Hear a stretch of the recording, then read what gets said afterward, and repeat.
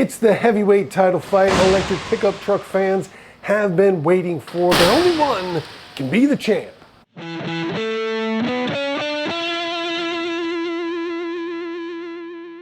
Ever since the very unusual Tesla Cybertruck went on sale, people have been wondering just how safe the stainless steel electric pickup truck might be. And now we've got a much better answer to that question.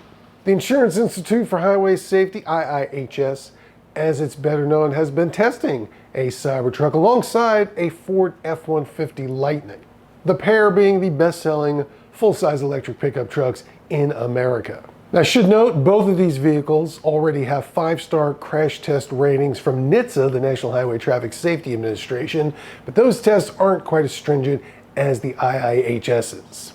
In particular, it has something called the Moderate Overlap Front Test, which simulates running into a stationary barrier at 40 miles per hour with 40% of the front of the vehicle taking the impact, rather than the entire front end.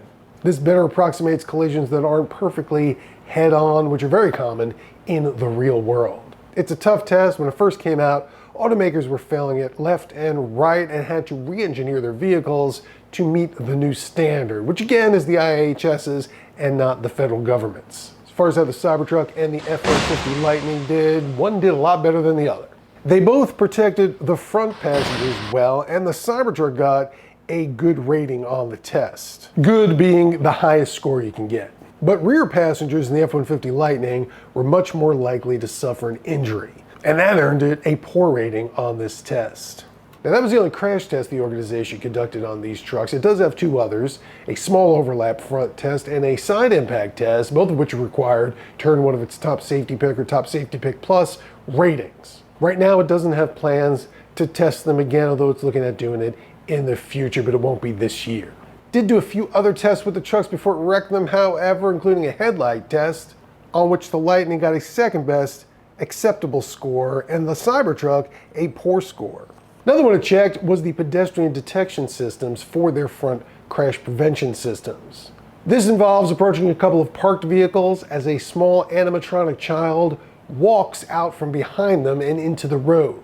And both the F-150 Lightning and Cybertruck got good ratings on the test. Keep in mind, for the Cybertruck, this wasn't the full self-driving system that allows for partial autonomous driving. It was simply a check of the automatic braking system.